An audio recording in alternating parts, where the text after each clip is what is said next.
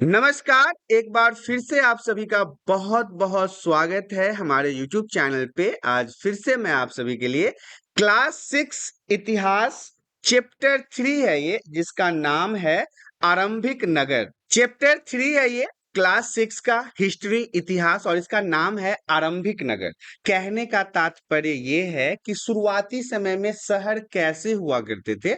नगर नगर का मतलब होता है सिटी और सिटी को हम हिंदी में शहर भी कहते हैं। तो शुरुआती समय में आज के शहर को तो आप लोग देख ही रहे हो, आप लोग दिल्ली में रहते हो तो आप लोग को दिल्ली, मुंबई, कलकत्ता ये सब तो शहर आप देख ही रहे हो।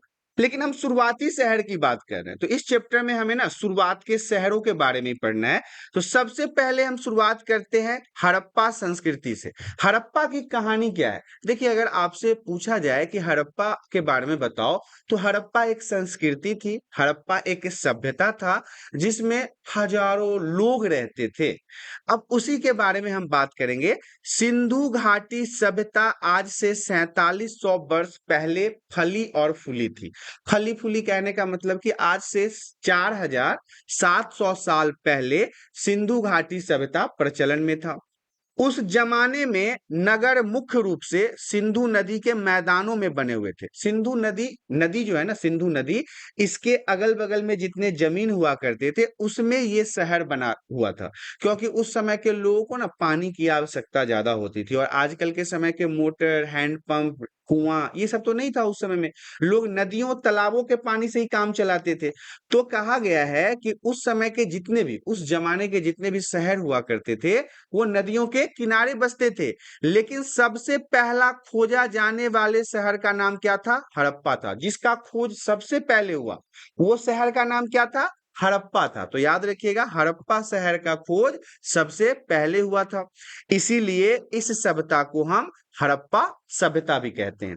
हड़प्पा सभ्यता का खोज सबसे पहले हुआ था, इसीलिए इस सभ्यता को हम हड़प्पा सभ्यता भी कहते हैं।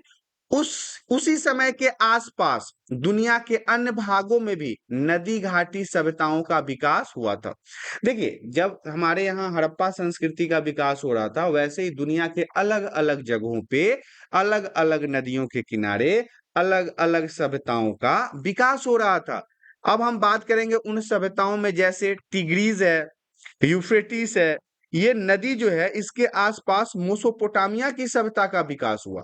मेसोपोटामिया, देखिए जैसे हड़प्पा संस्कृति है ना, जैसे हड़प्पा सभ्यता के बारे में मैंने आपको बताया कि ये सिंधु नदी के किनारे फला फूला था। ऐसे ही मेसोपोटामिया जो है वो टिग्रीज और यूफ्रेटिस नदी के किनारे, जिसे हम दजला और फरात कहते हैं हिंदी में, इन नदियों के आसपास इस सभ्यता का विकास हुआ था। नील नदी भी है, नील भी एक नदी है। मैंने आपको अपने YouTube चैनल के माध्यम से शॉर्ट वीडियो में बताया है कि दुनिया की जो सबसे बड़ी नदी है उसका नाम है नील नदी।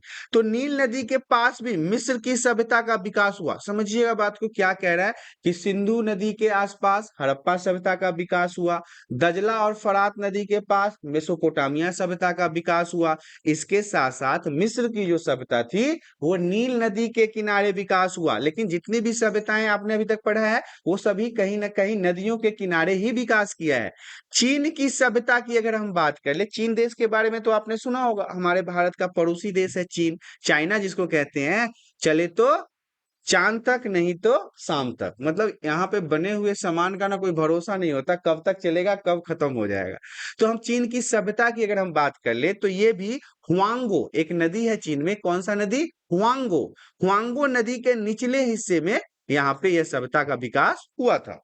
अब हम बात कर रहे हैं 1856 की। 1856 में क्या हुआ था? ईस्ट इंडिया कंपनी के लोग यहाँ पर रेलवे लाइन बिछाने का काम कर रहे थे।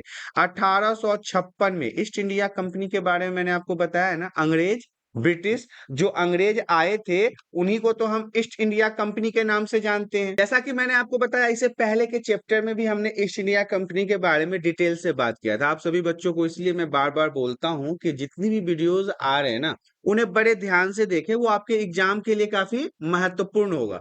तो यहाँ पे हम ईस्ट इंडिया कंपनी के बारे में बेसिकली तो बात करने वाले नहीं है, नहीं तो चैप्टर बहुत लंबा हो जाएगा। इसके लिए प्रॉपर एक वीडियो बना हुआ है जिसमें ईस्ट इंडिया कंपनी की बातें की गई है। यहाँ पे हम बात कर रहे हैं, जब अंग्रेज आए ईस्ट इंडिया कंपनी लेके, तो उन्होंने अपने सुविधा के लिए हमारे यहाँ रेल की पटरियां बिछानी शुरू कर दी। तो जब रेल की पटरियां बिछाई जा रही थी और उसके लिए तो खुदाई करना होता है ना, मिट्टी को खोदा जाता है, तो उसी समय एक खंडहर मिला। खुदाई जब हो रहा था तो खंडहर मिला। मजदूर और कारीगर ने शुरू में तो ये सोचा कि किसी साधारण सा खंडहर होगा, कोई छोटा सा घरवर होगा, लेकिन जब वहां से ईंटें निकाल कर देखा गया तो वो उस समय के, आज से लगभग लगभग हम 80 वर्ष पहले की बात कर रहे हैं, 80 85 90 साल, आज से 90 साल पहले ही तो खुदाई वगैरह हो रहा था, ईस्ट इंडिया कंपनी के लोग थे। तो ये 80-90 साल पहले जब बहुत लंबा चौड़ा खुदाई करना शुरू किया गया तो देखा गया भाई ये कोई छोटा शहर नहीं, यह एक बहुत ही प्राचीन शहर था। और यहाँ से हड़प्पा संस्कृति और हड़प्पा सभ्यता के बारे में हम लोगों को पता चला।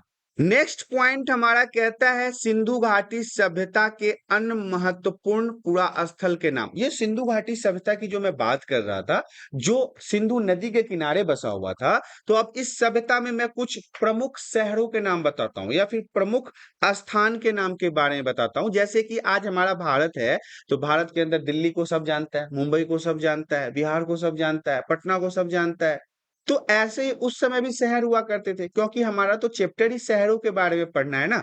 तो उस समय सिंधु घाटी सभ्यता के समय में एक शहर हुआ करता था मोहनजोदड़ो, याद रखिएगा। उस समय का शहर था मोहनजोदारो, या फिर आप जोदड़ो भी कह सकते हैं। इसके ऊपर एक फिल्म भी आ चुकी है। इसके ऊपर बॉलीवुड में ऋतिक रोशन का एक फिल्म भी बनाया गया है, जो काफी महत्वपूर्ण है। आप लोग उसे देख सकते हो, काफी आपको उससे इंफॉर्मेशन कलेक्ट होगा, आप उसे जानकारी को एब्जॉर्ब कर सकते हो। इसके अलावा जो दूसरा शहर था उसका नाम था कालीबंगा, याद रखिएगा। पहले शहर का नाम है मोहनजोदड़ो और दूसरे शहर का नाम है कालीबंगा, और तीसरे शहर का नाम है लोथल। क्या है तीसरे शहर का नाम? लोथल। और चौथा शहर जो है वो है धौलावीरा। चौथे शहर का नाम धौलावीरा। तो ये शहर सब जो है ना, इसका नाम आप याद रखिएगा। अब तो इस सभ्यता के लगभग लगभग 150 पुरा स्थलों का पता चल चुका है। आज से हम 80 साल 90 साल पहले की बात कर रहे थे ना, उस समय जब खुदाई हुआ था तो उस समय ये 4-5 प्रमुख शहरों का नाम पता चला। लेकिन 80 साल बाद, मतलब अगर हम आज के समय की बात कर ले, तो लगभग लगभग 150 वहां के प्रमुख शहरों का नाम पता चल चुका है। इसमें से जो अधिकतर पुरा स्थल है, मतलब ज्यादातर जो शहर का नाम है, वो अभी के समय में पाकिस्तान में स्थित है। अभी के समय में, क्योंकि पहले तो पाकिस्तान भारत का हिस्सा था ना। जब बंटवारा हुआ हमारे भारत के साथ, तब तो वो अलग देश हो गया। लेकिन ये तो बात हम 80 साल 90 साल पहले की कर रहे हैं। और अब ये सभ्यता की अगर हम बात करें तो ये तो 4700 साल पहले था। 4700 साल पहले मोहनजोदारो वगैरह था, कालीबंगा वगैरह था, धौलावीरा था, लोथल था, या फिर आप कह सकते हैं हड़प्पा संस्कृति था। तो 4700 साल पहले तो भारत बहुत बड़ा हुआ करता था। नेक्स्ट पॉइंट हमारा कहता है भारत में पड़ने वाले कुछ पुरा स्थलों के नाम। भारत के अंदर, अब जैसे कि मैंने आपको बताया है कि कुछ शहर तो पाकिस्तान में, प्रमुख ज्यादा ज्यादा से ज्यादा शहर तो पाकिस्तान में, लेकिन कुछ शहर भारत में भी है, क्योंकि भारत और पाकिस्तान कोई अलग तो था नहीं, उस समय एक ही था। तो अब भारत के अंदर कौन कौन सा है? कालीबंगा जो है वो राजस्थान के अंदर है, बनावली जो है वो हरियाणा के अंदर है, धौलावीरा जो है वो गुजरात के अंदर है, लोथल जो है वो भी गुजरात के अंदर है। ये वो शहर हैं उस समय के हड़प्पा संस्कृति के, जो भारत में ही स्थित हैं। जब यहाँ पे खुदाई वगैरह हुआ, जब मिट्टी को खोदा गया, तो यह बात साफ हो गई कि यह सभ्यता पश्चिम भारत और पाकिस्तान के एक बड़े हिस्से और अफगानिस्तान के भी कुछ हिस्सों में फैला हुआ था। उस समय तो अफगानिस्तान भी भारत का हिस्सा था। तो अफगानिस्तान, पाकिस्तान और भारत, मतलब कि हमारा हिंदुस्तान, तो ये सारे जगहों पर हड़प्पा संस्कृति के प्रमुख प्रमुख शहर बसे हुए थे। अब हम बात करेंगे इन शहरों की विशेषताओं के बारे में, क्या क्या खूबियां थी इन शहरों का। अगर ये शहर बन चुका था और शहरों का निर्माण हुआ था, तो क्या विशेषताएं थी, क्या खूबियां था इन शहरों का। ऐसा लगता है कि इन शहरों का निर्माण बहुत ही सटीक योजना के आधार पर हुआ था। देखिए इतनी पुरानी 4700 साल पहले भी जब इन्होंने शहर का निर्माण किया था, बहुत ही अच्छे तरीके से, बहुत ही योजना बना के, पानी के निकासी का जगह था, स्नान घर था, घर ऐसे बने हुए थे कि उसमें गर्मी नहीं लगता था। बिना एसी के ठंडा ठंडा घर हुआ करता था। बड़े बड़े टाइप के, मतलब मीटिंग करने के लिए इन्होंने जगह बना रखा था जहां पे सभी लोग एक साथ बैठ के बातचीत करते थे। हड़प्पा का जो नगर है, मतलब कि हड़प्पा का जो शहर है, वो दो भागों में बटा हुआ था। याद रखिएगा, हड़प्पा का शहर जो है वो दो भागों में बटा हुआ था, पश्चिमी भाग और पूर्वी भाग। नगर का जो पश्चिमी भाग था ना, जो पश्चिम के साइड जो शहर का भाग हुआ करता था, वो छोटा हुआ करता था और ऊंचाई पर था, मतलब कि पहाड़ के ऊपर था और एक पहाड़ के नीचे था। इसलिए हम कहते हैं हड़प्पा का जो शहर है वो मुख्य रूप से दो भागों में बटा हुआ था। नेक्स्ट पॉइंट हमारा कहता है ऊंचे भाग को, मैंने अभी आपको बताया ना कि हड़प्पा सभ्यता जो था वो दो भागों में बटा हुआ था, पश्चिमी और पूर्वी। और एक जो था वो ऊपर की तरफ था, मतलब पहाड़ों पे बना हुआ था, और दूसरा जो था वो नीचे के साइड में था, मतलब तली साइड में था। तो ऊंचे भाग जो थे, मतलब जो ऊंचा शहर था, उसे हम नगर दुर्ग के नाम से जानते हैं। जो ऊपर की ओर शहर का बसावट था उसे हम नगर दुर्ग के नाम से जानते हैं। और ये जो ऊपर वाले शहर हुआ करते थे, इसमें कुछ खास इमारतें बनी हुई थी। इमारतें कहने का मतलब है शहर बने हुए थे, इसके ऊपर बहुत अच्छे अच्छे नगरों का निर्माण हो रखा था। इसके अलावा मैं आपको बताना चाहूंगा कि नगर का जो पूर्वी भाग था, जो नगर का जो पूर्वी भाग था वो नीचे की तरफ बसा हुआ था, लेकिन यह बड़ा था। मैंने आपको पहले ही बताया कि शहर दो भागों में बटा हुआ था। जो ऊपर की तरफ बनावट था वो छोटा था, और जो नीचे बना हुआ था वो बड़ा था। इस भाग को निचला शहर कहते थे। इस भाग को निचला शहर कहते थे। नगर दुर्ग एक बड़ा तालाब भी मिला है, मतलब नगर दुर्ग में जो शहर का निर्माण हुआ उसमें एक तालाब का भी देखा गया है कि वहां पे पानियों का भी अच्छा बंदोबस्त था। पुरातत्वविद, मैंने पुरातत्वविद के बारे में आपको पहले भी बताया, जो पुराने चीजों के ऊपर खोजबीन करते हैं। तो पुरातत्वविद ने इसे महान स्नान घर का नाम दिया है। महान स्नान घर कहने का मतलब है एक बहुत बड़े स्नान घर में से समझते हो ना, लोग नहाते हैं, लोग नहाने वहाने वाला जो जगह होता है उसे हम स्नान घर कहते हैं। तो वहां पे एक बहुत बड़ा स्नान घर मिला है। इसका जो निर्माण है वो पकी हुई ईंटों से किया गया है। जैसे आज हम लोग ईंटों का घर बनाते हैं ना, वैसे उस समय भी इसका निर्माण जो है वो ईंटों के माध्यम से किया गया था। महान स्नान घर की दीवारें और फर्श पर चारकोल की परत चढ़ाई गई ताकि रिसाव न हो सके। जैसे हम लोग आज कैसे दीवार पे पेंट वगैरह करते हैं ताकि रिसाव ना हो, पानी का कोई सीलन वगैरह ना हो, ऐसे ही उस समय भी चारकोल, चारकोल को अलकतरा भी कहते हैं। सड़क निर्माण में आपने काले रंग का कार्बन का पदार्थ देखा होगा, उसे ही हम चारकोल कहते हैं। तो इन लोगों ने दीवार पे चारकोल को पोता था ताकि किसी भी प्रकार का रिसाव ना हो, पानी बहे नहीं। इसी में नेक्स्ट पॉइंट हमारा कहता है इसमें उतरने के लिए दोनों तरफ सीढ़ियां थी। स्विमिंग पूल वगैरह में देखते हो ना कैसे सीढ़ियां बनाई जाती है।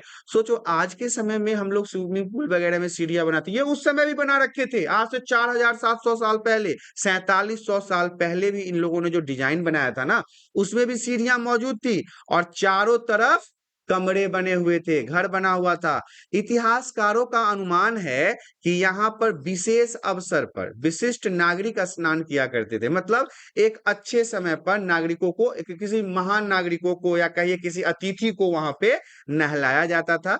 धनी लोग शहर के ऊपरी हिस्से में रहते थे। देखिए, गरीब और अमीर तो हर जगह होता है। तो मैंने आपको बताया है कि हड़प्पा सभ्यता में दो भागों में बटा हुआ था, एक ऊपर की तरफ जो पहाड़ों पे था और एक नीचे की तरफ। तो जो अमीर लोग थे ना, जो पैसे वाले लोग थे, वो ऊपर रहते थे, और जो गरीब लोग थे, मध्यम वर्गीय परिवार के थे, वो नीचे रहते थे। मजदूर वगैरह लोग जो थे वो नीचे रहते थे। नेक्स्ट पॉइंट हमारा कहता है कालीबंगा और लोथल जैसे अन्य शहरों में अग्निकुंड भी मिले हैं।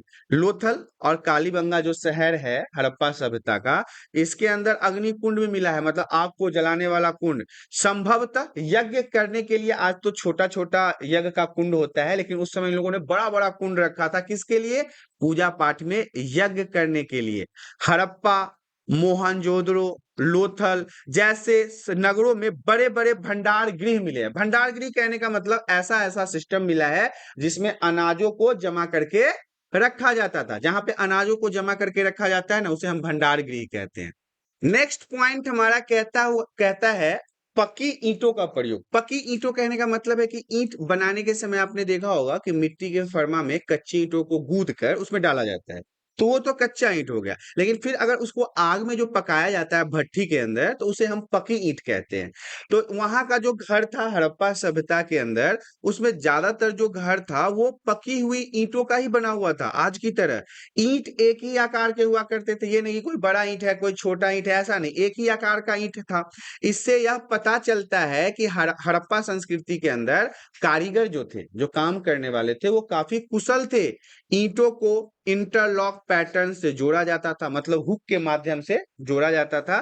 इससे इमारत को और अधिक मजबूती प्रदान होती थी। तो ये तो पकी हुई ईंट का प्रयोग हो गया। अब हम बात करेंगे योजनाबद्ध मकान के बारे में, जो इन्होंने बड़े ही अच्छे तरीके से डिजाइन करके मकान को बनाया था।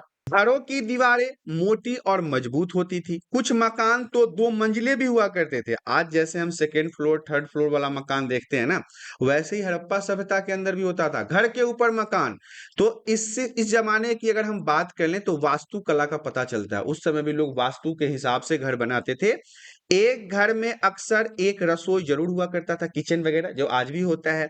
एक स्नान घर होता था, एक बड़ा सा आंगन होता था, पानी को निकालने के लिए एक नाले का उपयोग होता था, एक कुआं भी होता था।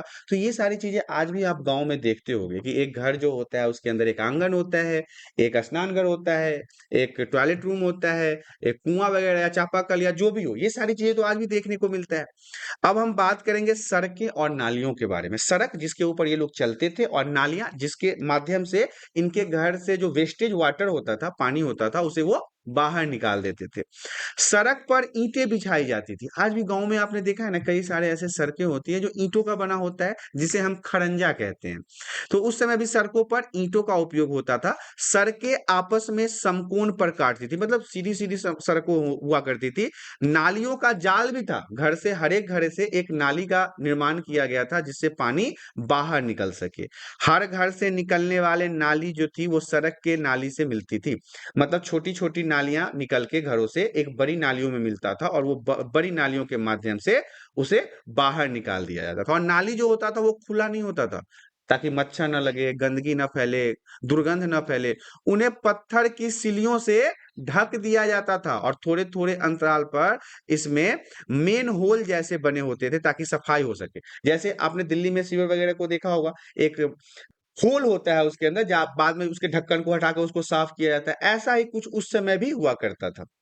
अब हम बात कर लेते हैं भंडार गृह के बारे में, स्टोर हाउस के बारे में। सिंधु घाटी सभ्यता के नगरों में बड़े बड़े भंडार गृह पाए गए हैं। भंडार गृह कहने का मतलब है जहां पे अनाजों को रखा जाता था। ऐसे भंडार गृह से जो अनाज होते थे उनसे वो अनाज प्राप्त हुआ। पता कैसे चला? खुदाई में देखा गया कि एक अनाज घर है, उससे कुछ अनाज प्राप्त हुए हैं, बड़े ही खराब हो गए थे। इतने सालों तक 4700 सालों तक कोई अनाज बचा हुआ रहेगा क्या? नहीं रहेगा ना। खराब हो गए थे, लेकिन पता चला कि इसके अंदर क्या रखा जाता था? अनाज रखा जाता था। तो अब इस बात से तो आप समझ ही गए होंगे कि उस समय के लोग भी अनाजों को स्टोर किया करते थे। इतिहासकार का यह भी अनुमान है कि टैक्स को अनाज के रूप में वसूला जाता था। उस समय तो ये करेंसी था नहीं महात्मा गांधी वाला, तो टैक्स मतलब राजा को जो कर दिया जाता था उसमें अनाज वगैरह भी दिया जाता था। बड़े भंडार गृह में टैक्स में वसूले गए अनाज रखे जाते थे। छोटे छोटे किसानों से अनाज वसूल के और बड़े भंडार गृह में उसे जमा किया जाता था। नेक्स्ट पॉइंट हमारा कहता है नगरीय जीवन, सिटी लाइफ के बारे में बात करेंगे। हड़प्पा के नगरों में बड़ी हलचल रहा करती थी। मतलब कि हड़प्पा जो शहर था उसमें व्यापार वगैरह होता रहता था, आदान प्रदान होता रहता था, लोग आते जाते रहते थे, तो हलचल रहती थी। यहाँ पर ऐसे लोग रहते होंगे जो नगर को एक खास इमारत बनाने की योजना में जुटे थे, मतलब एक सिटी और डेवलप्ड सिटी बनाने की योजना में लगे हुए थे। ये संभवतः यहाँ के शासक थे। यहाँ के शासक कहने का मतलब है राजा हुआ करते थे। यह भी संभव है कि ये शासक लोगों को भेजकर दूर दूर से धातु, बहुमूल्य पत्थर और अन्य उपयोगी चीजें मंगवाते थे। अब यहाँ के राजा क्या करते थे? व्यापार के लिए वहां के लोगों को दूसरे दूसरे जगहों पर भेजते थे, और वहां से धातु मंगवाते थे, हीरा जवाहरात, ये सारी चीजों का उपयोग मंगवा के करते थे। शायद शासक लोग खूबसूरत मन को सोने चांदी से बने आभूषणों जैसी कीमती चीजों को अपने पास रखते होंगे। पहले के राजा वगैरह के बारे में आपने सुना है ना कि वो महंगे महंगे हीरे मोती जवाहरात सोने ये सारी चीजों को रखते थे। तो ये हमारा नगरीय जीवन सिटी लाइफ के बारे में था। इन नगरों में लिपिक भी हुआ करते थे। लिपिक कहने का मतलब होता है जो मोहरों पे अंक को लिखते थे, जो मोहरों पे लिखने का काम करते थे, उन्हें हम लिपिक कहते हैं। तो इस प्रकार से आपने समझा कि लिपिक का भी महत्वपूर्ण स्थान था वहां पे। और शायद अन्य चीजों पर भी लिखते रहे होंगे, और सब चीजों, पत्थरों पे, मूर्तियों पे लिखने का काम लिपिक के द्वारा ही होता था। इसके अलावा नगरों में शिल्पकार स्त्री पुरुष भी रहते थे, जो अपने घरों या किसी अन्य उद्योग स्थल पर तरह तरह की चीजों को बनाते होंगे। लोग लंबी यात्रा भी करते थे और वहां से उपयोगी वस्तु भी लाते थे, और साथ ही साथ वहां से मतलब अन्य कहानियां, संस्कृति, खिलौने, ये सारी चीजों को आदान प्रदान किया करते थे। मिट्टी के बने कई खिलौने भी वहां पे प्राप्त हुए हैं, जिससे उस समय के बच्चे खेलते थे। अब बच्चे को खेलने के लिए तो खिलौना चाहिए ना, तो उस समय हड़प्पा संस्कृति के अंदर बच्चों को खेलने के लिए कई प्रकार के खिलौने भी यहाँ से प्राप्त किए गए हैं। नेक्स्ट पॉइंट हमारा कहता है नगर और नए शिल्प अंतर। देखिए, हड़प्पा के नगरों से जो भी प्राप्त हुआ है, जो पुरातत्वविदों ने खोजें की है, वहां से चीजें उनको मिली है, उसमें ज्यादातर चीजें जो है वो पत्थर का है, शंख का है, तांबे का है, कांसे का है, सोना का है, चांदी जैसी धातुओं से बनाई गई थी। इन सभी प्रकार के धातुओं से इन सभी चीजों का निर्माण किया गया। सोने और चांदी जैसे धातुओं से बनाई गई इन सभी मतलब कि शिल्प का प्रदर्शन देखा जा सकता है। किसने बनाया? इन सबको तो शिल्पकार ने ही बनाया ना। सोने और चांदी से गहने और बर्तन बनाए जाते थे उस समय कई प्रकार के ऐसे सोने चांदी के बनाए गए बर्तन प्राप्त हुए हैं। यह सभी आकर्षक वस्तुओं में, इन जितनी भी वस्तुएं प्राप्त हुए हैं उसमें मनके और बाट, बाट कहते हैं जिससे किसी चीज को तौला जाता है। 1 किलो 2 किलो का जो बाट होता है ना, तो उसी से चीजों को उस समय तौला जाता था। तो ये सारी चीजें यहाँ पे प्राप्त हुआ है। संभवतः मतलब आज से 7,000 साल पहले मेहरगढ़ में कपास की खेती होती थी। मेहरगढ़ जो मैंने आपको बताया है कि हड़प्पा सभ्यता का एक प्रमुख शहर है, तो यहाँ पे किस चीज का खेती होता था? कपास का। मोहनजोदड़ो से कपड़े के टुकड़े और अवशेष प्राप्त हुए हैं। चांदी का एक फूलदान में ढक्कन तथा अन्य तांबे की वस्तु में चिपके हुए मिले हैं। मतलब उस समय चांदी, तांबा, इन सभी चीजों का भी उपयोग किया जाता था।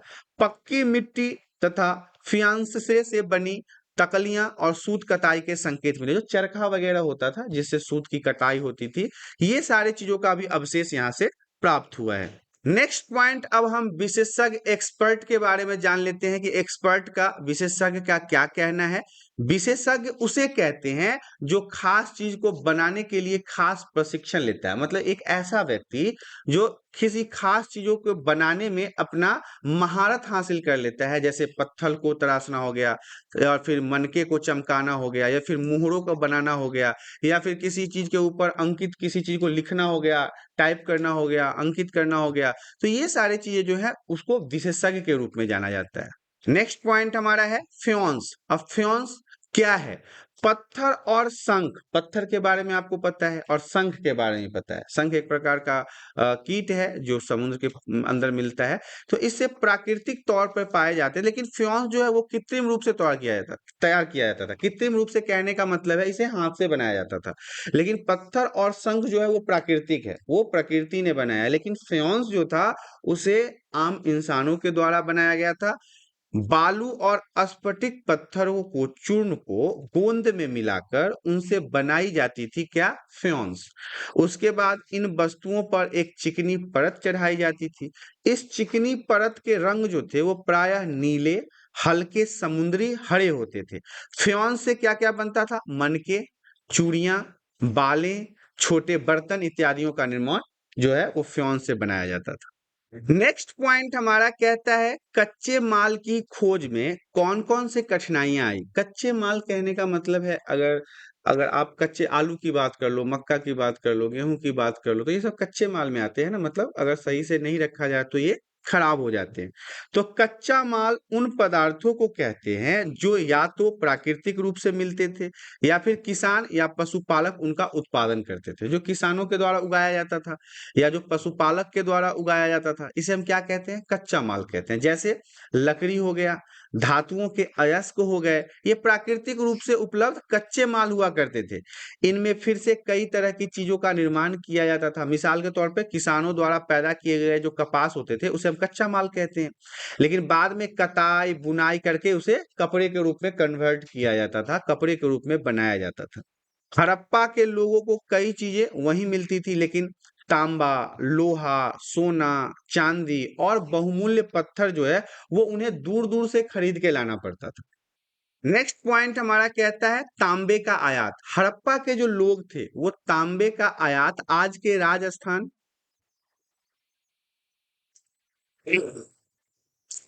आज के राजस्थान और पश्चिमी एशियाई ओमान से किया करते थे। याद रखिएगा, तांबे का काम जो है ये लोग राजस्थान से मंगवाते थे या फिर ओमान से मंगवाते थे।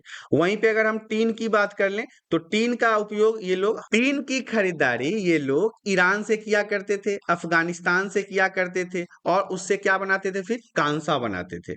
सोने की अगर हम बात कर ले, गोल्ड की बात कर ले, तो सोने का आयात ये लोग कर्नाटक से करते थे, बहुमूल्य पत्थर का आयात ये लोग गुजरात से करते थे, ईरान से करते थे और अफगानिस्तान से करते थे। जो चीजें इनको नहीं था, जो इनके पास, वो ये बाहर के जगहों से खरीद के लाते थे और इसके बदले में ये अपने कपड़े, अपने कपास या फिर अपने यहाँ मौजूद गेहूं चावल को उन्हें दे दिया करते थे। नेक्स्ट पॉइंट हमारा कहता है नगरों में रहने वालों के लिए भोजन। जो लोग शहर में रहते थे, जो लोग सिटी में रहते थे, वो लोग भोजन कैसे करते थे? तो लोग जो नगरों में रहते थे या फिर शहरों में रहते थे या जो गांव में रहते थे, वो गांव के लोग ना अनाज उगाते थे। आज भी आप यही देखते हो, शहर के लोग तो अनाज उगाते नहीं है, गांव के लोग ही अनाज उगाते हैं और जानवरों को पालते थे।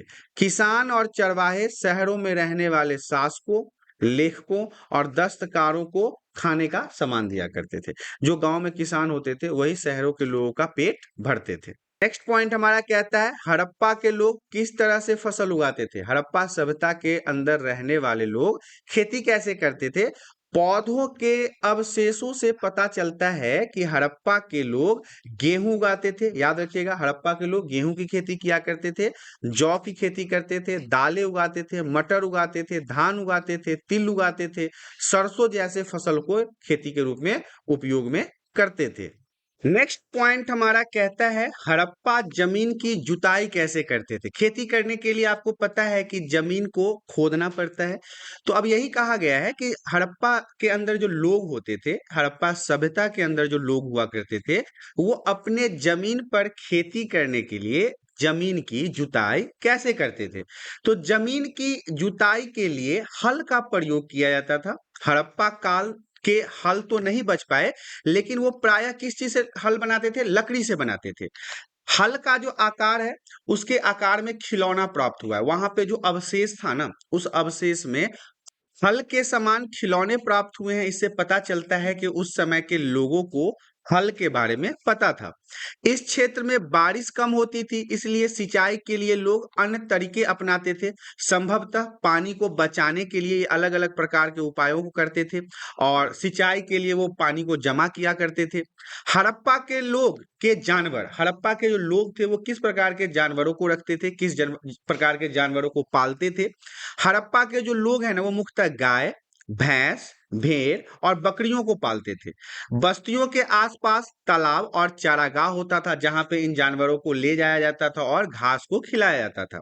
लेकिन सूखे महीने में मवेशियों के झुंड को चारा और पानी की तलाश में दूर दूर तक ले जाते थे और फिर फलों को इकट्ठा करके खाते थे, बेर के फल को इकट्ठा करके खाते थे, मछलियों को पकड़ते थे, हिरन जैसे जानवरों का भी शिकार किया करते थे और उनको खा के ये अपना जीवन चलाते थे। नेक्स्ट पॉइंट हमारा कहता है गुजरात में हड़प्पा कालीन नगर का सूक्ष्म परीक्षण परीक्षण। गुजरात का जो हड़प्पा का जो सभ्यता का शहर है ना, उसके बारे में बड़े बारीकी से पढ़ाई किया गया है। इसके बारे में देख लेते हैं। कच्छ के इलाके में खदीर बेट के किनारे धौलावीरा नगर बसा हुआ है। मैंने आपको शुरुआत में ही बताया था कि धौलावीरा जो है वो हड़प्पा का एक प्रमुख शहर है जो गुजरात में बसा हुआ था। वहां साफ पानी मिलता था और जमीन भी वहां की उपजाऊ थी। जहां हड़प्पा सभ्यता के कई नगर दो भागों में विभक्त थे, वहीं धौलावीरा नगर में 3 भाग बांटा गया है। धौलावीरा जो खुद एक शहर था उसको 3 अलग अलग भागों में बांटा गया है। पहले पॉइंट की तरफ बढ़ते हैं। इसके हर हिस्से के चारों ओर पत्थर की ऊंची ऊंची दीवारें बनाई गई थी, चारों ओर से दीवारें तैयार की गई थी। इसके अंदर जाने के लिए बड़े बड़े प्रवेश द्वार थे, मतलब बड़ा बड़ा गेट हुआ करता था, कोई व्यक्ति किधर से भी नहीं जा सकता था, जो गेट है उसी से जाना पड़ता था। इस नगर में एक खुला मैदान भी था, एक बहुत बड़ा फील्ड टाइप का जगह था जहां पे लोग अपने क्रीड़ा को किया करते थे, जहां सार्वजनिक कार्यक्रम आयोजित किए जाते थे। यहाँ मिले कुछ अवशेषों में हड़प्पा लिपि के बड़े बड़े अक्षरों को पत्थरों पर गुदा गया था या खोदा गया था। वहां के जो लिखावट था ना, वो पत्थरों पे लोग छेनी हथौड़े से शिल्पकारों के माध्यम से लिखवाते थे।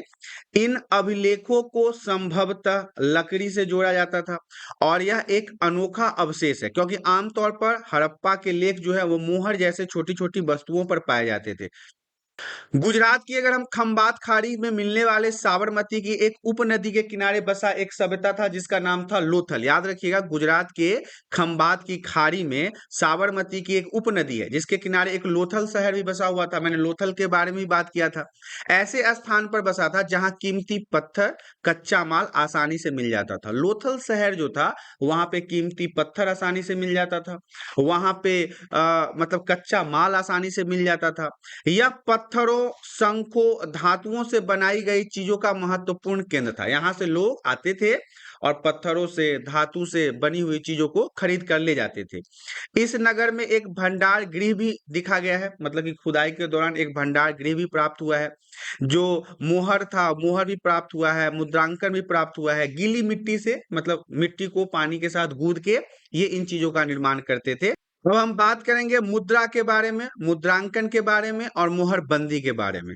मोहरों का प्रयोग सामान से भरे उन डिब्बों और थैलों को चिन्हित करने के लिए किया जाता था जिन्हें एक जगह से दूसरी जगह भेजा जाता था। देखिए, आज भी हम जब कोई चीज भेजते हैं तो उसके ऊपर मोहर और साइन वगैरह तो लगाते हैं ना, ऐसा ही उस समय भी होता था। थैलों को बंद करने के लिए उनके मुहानों पर गीली मिट्टी पोतकर मोहर लगाई जाती थी ताकि वो पैक हो जाए। मोहर की छाप को मोहरबंदी कहते हैं। जो मोहर उस पे लगाया जाता था, जो उस पे छाप उगाया जाता था, उसी को हम मोहरबंदी कहते हैं। अगर यह छाप टूटी हुई नहीं होती थी तो यह साबित हो जाता था कि सामान के साथ छेड़छाड़ नहीं हुआ है। आज भी यदि आप अमेजॉन या फ्लिपकार्ट से कोई सामान मंगवाते हो और उसका सील खुला हुआ हो तो आप कहते हो ना कि ये भाई हम नहीं लेंगे, इसके मतलब है कि इसके साथ कोई छेड़छाड़ हुआ है।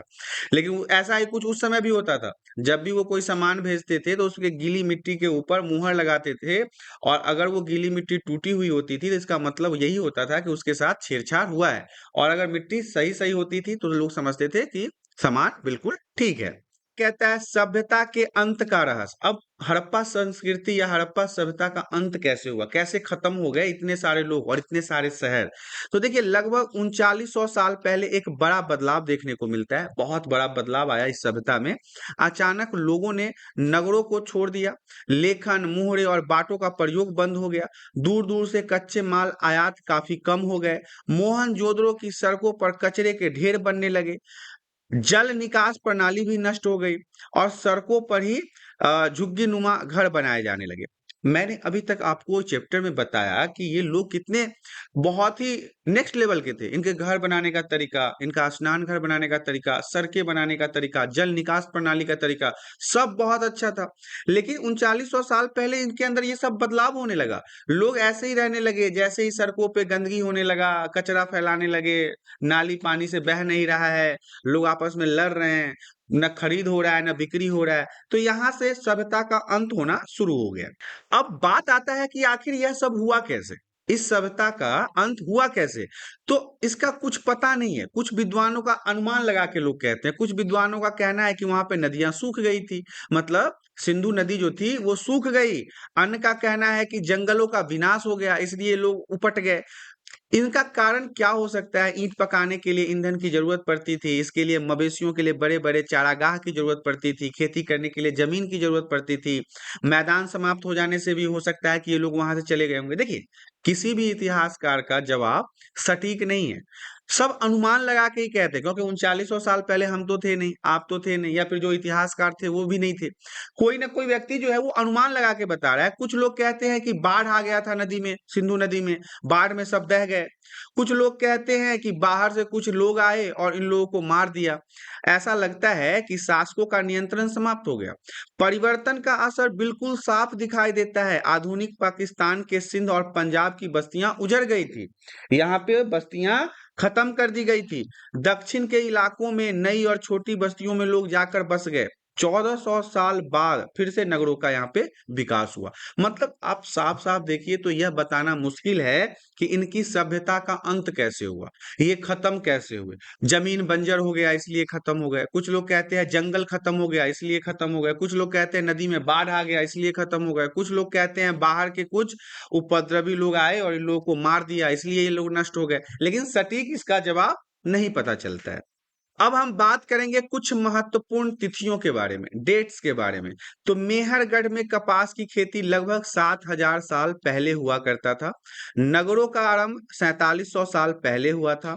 हड़प्पा में नगरों के अंत की शुरुआत 3900 साल पहले हुआ और अन्य नगरों का विकास 2500 साल पहले हुआ। ये सारे पॉइंट्स जो हैं वो वेरी वेरी इंपॉर्टेंट रहेंगे आपके एग्जाम के लिए। इन सभी को आप याद कर लेना। इस प्रकार से आपने देखा इस चैप्टर के अंदर जितने भी इंपॉर्टेंट पॉइंट्स थे वो सारे यहाँ पे खत्म हो चुके हैं। सारे पॉइंट्सों को सही तरीके से समझा दिया गया है। चैप्टर का नाम था आरंभिक नगर, चैप्टर 3 था क्लास 6 का इतिहास, वेरी वेरी इंपॉर्टेंट आपके एग्जाम के लिए। तो आशा करता हूँ वीडियो में दी गई जानकारी आप सभी को पसंद आया होगा। जानकारी पसंद आया तो वीडियो को लाइक करें। चैनल पे पहली बार आए तो चैनल को सब्सक्राइब कर लें ताकि इसी प्रकार के एजुकेशनल वीडियो आपको हमेशा प्राप्त होता रहे। आज के लिए इतना ही, धन्यवाद।